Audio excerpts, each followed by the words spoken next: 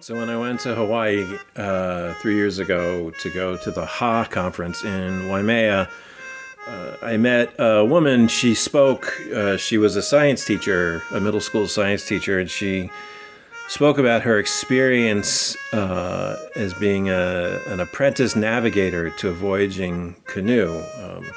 The voyaging canoe is a Hawaiian tradition or a Polynesian tradition, Polynesian tradition of traveling from island to island in the Pacific without using any instruments. It's ancient and it's an amazing engineering feat to be able to do that. So she was apprenticing to be a navigator on a voyaging canoe. And so before she met her mentor, and she was a science teacher, she studied up on all the stars and she knew all the names for the North Star. So she met with her mentor and she was like, I know all the names of the stars and all the North Star. And he said, that's nice. And he said, look up at the sky and pick a single star. And so she did. And he said, form a relationship with that star and come back in a week. So she did. She thought it was strange, but she did. So she comes back in a week and she had formed a relationship with that star.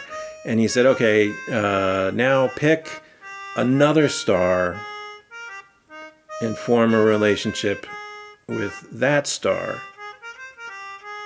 And then figure out the relationship between the two stars. So she did that, and she, of course, created a triangle that way. And then by forming relationships with stars, she was able to project triangles across the sky. And that's how she learned the sky, was in this way. But she still counted on the North Star. The North Star is still important.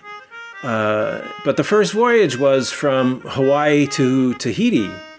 And one salient fact about Tahiti is that it's in the Southern Hemisphere. And one salient fact about the Southern Hemisphere is that you can't see the North Star from the Southern Hemisphere.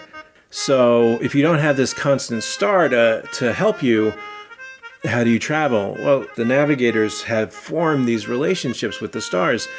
So even if you can't see the North Star, you can see other stars that have relationships to the North Star.